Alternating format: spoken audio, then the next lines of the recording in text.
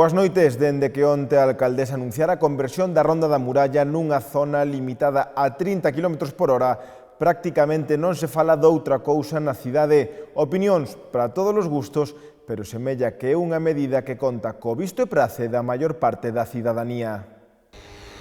Dende que onte se anunciara a transformación da Ronda da Muralla nunha zona limitada a 30 km por hora, en a que o carril dereito será de uso preferente para ciclistas, moito se falou na cidade do tema. Opinións para todos os gustos, pero que principalmente conta co apoio da sociedade, xa que consideran que é unha medida idónea para diminuir o número de accidentes, ademais de considerar que é unha velocidade axeitada para circular. Por un lado, si toman esa decisión, pues se supone que es una decisión correcta para que el ciudadano pues no tenga tantos problemas y para que no haya tantos accidentes. Y sobre todo porque la Ronda de la Muralla pues es un sitio en el que hay que tener muchísimo cuidado porque es un patrimonio de la humanidad muy importante e non me parece mal a limitación a 30. Eu creo que imos demasiado rápido e é unha zona que hai moitos pasos de cebra e cruzan moitos peatóns e de feito, eu hasta diría de poñer partes máis peatonais. Son moi drástica para iso, porque creo que teñen máis preferencia aos peatóns que os coches. Pero esta non será a primeira zona limitada a 30 na cidade. Zonas como o Barrio Feijó ou Augas Férreas contan con esta limitación dende hai anos e semella que o plan deu bos froitos. Medidas contempladas dentro do Plan de Mobilidade de Lugo que plantexa a extensión desta limitación a gran parte da cidade e incluso en zonas como a Recatelo limitar a velocidade a 10 km por hora. E mentres, dende o Bloque Nacionalista Galego seguen a propoñer posibles ubicacións para situar aparcadoiros disuasorios. Nesta ocasión falan de habilitar a esplanada do pabillón municipal como aparcadoiro disuasorio e xa din que caben 150 coches e ademais din que sería bo ubicar unha liña de autobús que partira dende esa zona ata o casco histórico da cidade. Ante a problemática que hai a respecto do peche de estacionamentos no centro de Lugo, nós vamos transmitir agora mesmo ao Goberno Municipal unha proposta que se pode facer de forma inmediata, ou seja, que pode estar para xa, da que xa falamos hai tempo, que sería a de dotar como un aparcador disuasorio o Pazo Municipal, o aparcador do Pazo Municipal, que ten 150 prazas de estacionamento, e poñer unha liña de autobús que simplemente faga o percorrido de sair dende ali, dar a volta á ronda e regresar a ese punto. Esa liña de autobús estaría circulando cada 15 minutos, polo cal sería moi sinxelo, non habería que agardar tempo e sería continua e sería moi cómoda. Ademais, nós tamén propoñemos que para incentivar esa liña e co fin de que a xente vaya retirando os vehículos do casco histórico, vaya retirando a circulación do que é a Ronda da Muralla, pois que promocionen esa liña manténdoa durante os primeiros 15 días ou o tempo que se estipule de forma totalmente gratuita, para que a xente poida probalo, poida xa deixar o coche fora do que é o recinto amurallado de Lugo e xa cas vistas dun futuro de que a Ronda da Muralla poida chegar a ser peonil cos anos. O Concello de Lugo acolleu esta mañá a presentación do libro Elas, que é froito da investigación que Aurora Marco comezou hai máis de 30 anos e na que todavía se atopa inmersa. Nesta obra hai un longo percorrido protagonizado por mulleres de diversos estratos sociais que realizaron unha importante labor en diferentes campos, comezando por Exeria, que no século IV peregrinou a Terra Santa, ata Lola Penelas, unha oleira de Gundibos que morreu en 1968. Elas é unha compilación de semblanzas biográficas, de perfis biográficos, de traxectorias de mulleres que van desde o século IV. A primeira muller que aquí aparece é Exeria, unha viaxeira, unha peregrina, que foi, alén mar, que trasladou fronteiras, que escribiu un libro relatando esa peregrinaxe, que se chama Itinerarium, libro que, curiosamente, só foi coñecido no século XIX. Estaba o manuscrito, polo tanto, comenzo en Exeria, esa peregrina, esa viaxeira, e finalizo cunha oleira da provincia de Lugo, de Gundibos, de Sober, Lola de Penelas. E, no medio entre unha e outra, pois están, como dixen, mulleres de diferentes profesións, de diferentes oficios, mulleres que desempeñaron cargos, mulleres que se dedicaron tamén á actividade política, sobre todo nos tempos da República, que foi cando tiveron realmente a posibilidade de entrar en partidos, en sindicatos.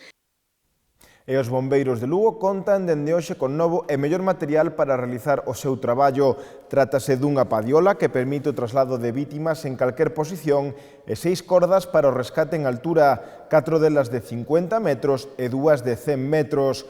A inversión total neste material foi de 6.000 euros. Na entrega deste acto participou a alcaldesa de Lugo, Lara Méndez, que tamén fixo entrega dos diplomas aos 30 efectivos do Corpo de Bombeiros de Lugo que participaron nun curso de rescates en altura.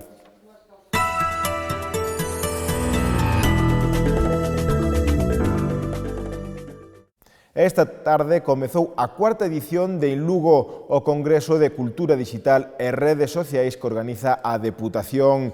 En Lugo é un punto de encontro para os amantes das redes sociais no que poden escoitar de primeira man os coñecementos e experiencias de persoas que triunfaron nas redes, como é o caso de Phil González, creador de Instagramers, que foi o encargado de realizar a primeira charla.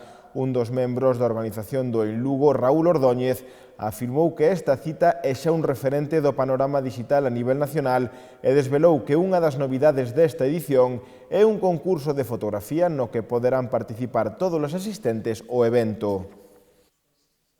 Es la cuarta edición de este Congreso de Cultura Digital y Redes Sociales que se celebra aquí en Lugo y un poco sigue la línea de ediciones anteriores donde combinamos el talento que hay en esta provincia y también pues, bueno, el talento que existe en el resto del territorio con figuras y ponentes de primer nivel en diferentes temáticas, desde el mundo del periodismo al mundo de la ciencia, la innovación, y se trata de compartir toda esa experiencia y conocimientos que tienen estos ponentes durante 2 días aquí en Lugo y con todo lo que representa un evento como este para la ciudad. Bueno, yo creo que aunque el nombre del Congreso pueda dar a parecer que se trata de un evento a nivel local, tanto por datos como por cifras y resultados conseguidos en ediciones anteriores, la cita se convierte en uno de los eventos del panorama digital más destacados del territorio.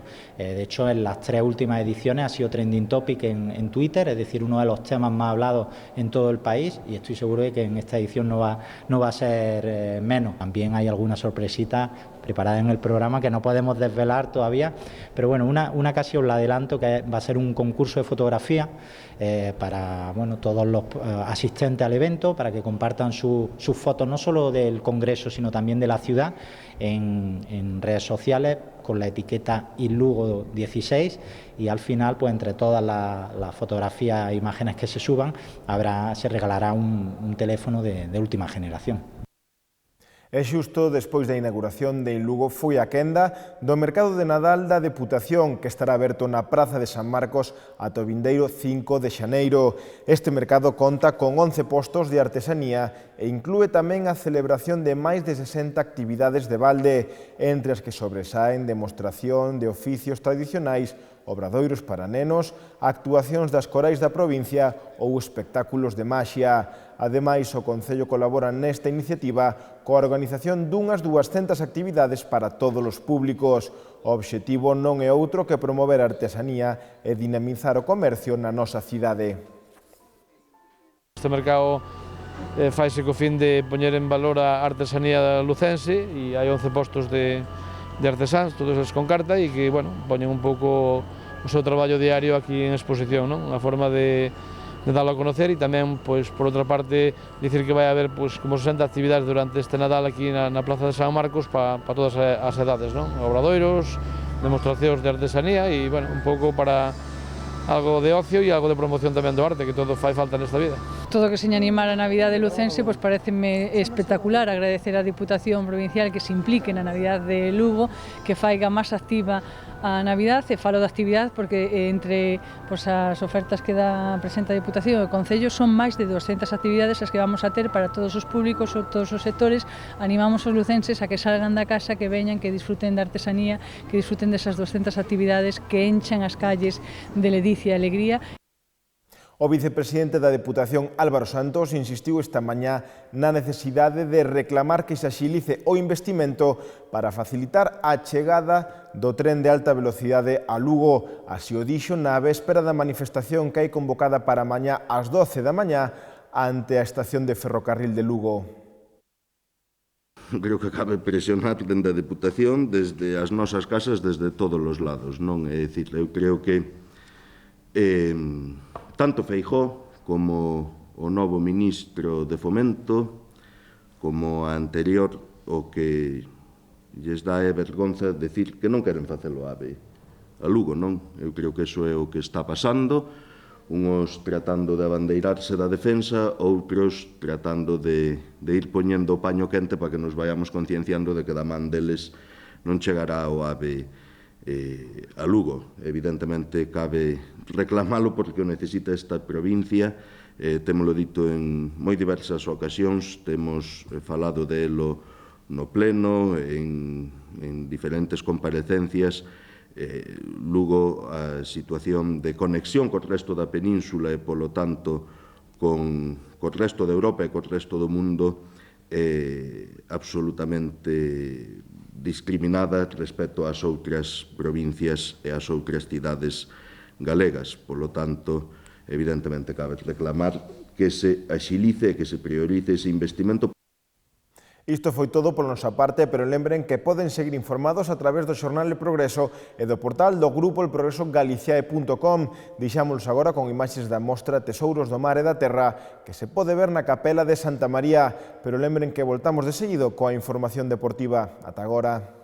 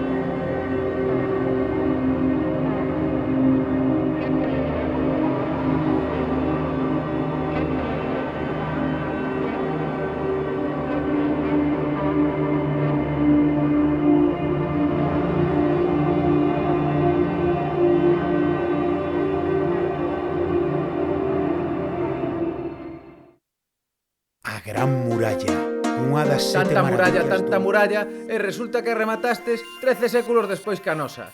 Menos lobos, que aquí non pintades nada. Poida que en colores non veñamos pintando dende hai séculos, pero sen dúbida, de pintura sabemos un chisquiño. O si que vos tomades as cousas con calma, máis de 2000 anos, mi madriña.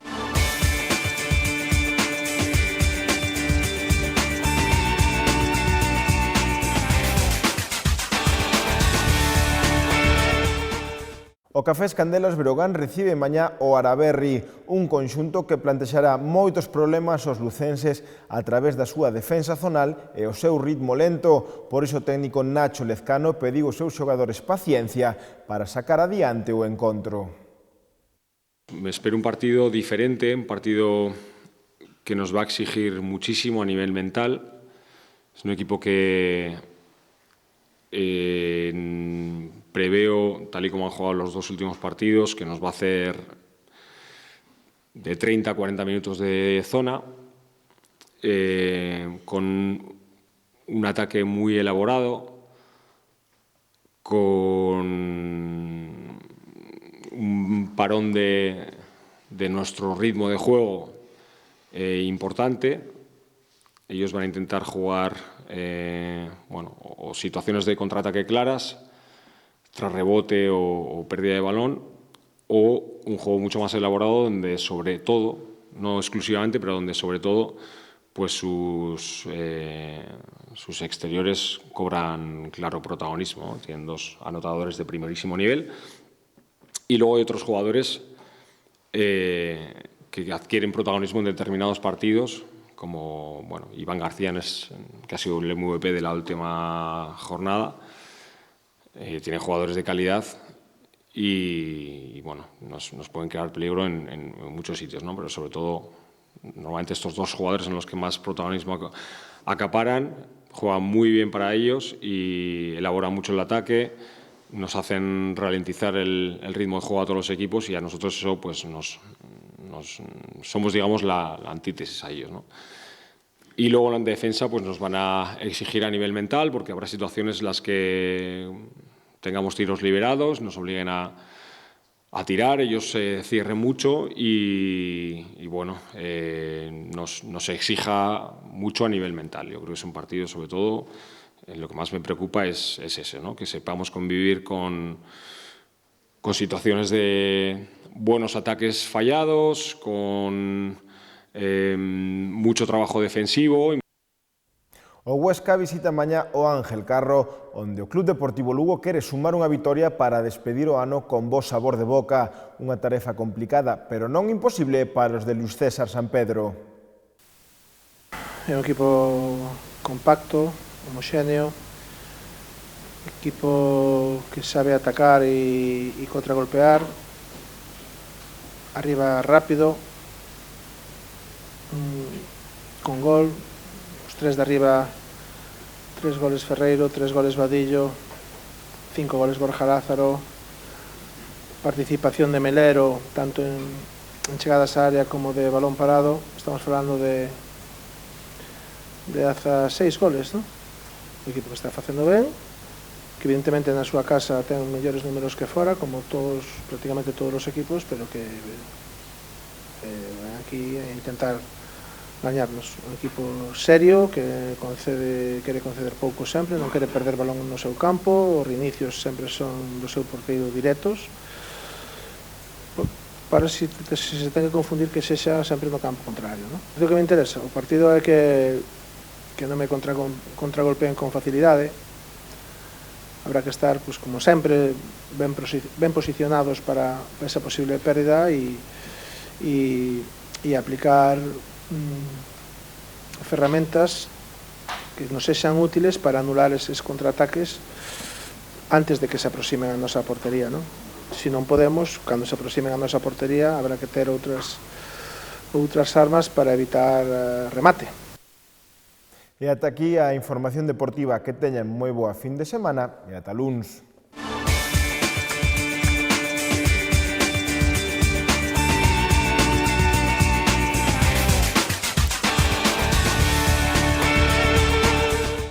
Gran Muralla, unha das sete maravillas. Tanta muralla, e resulta que rematastes 13 séculos despois que a nosa.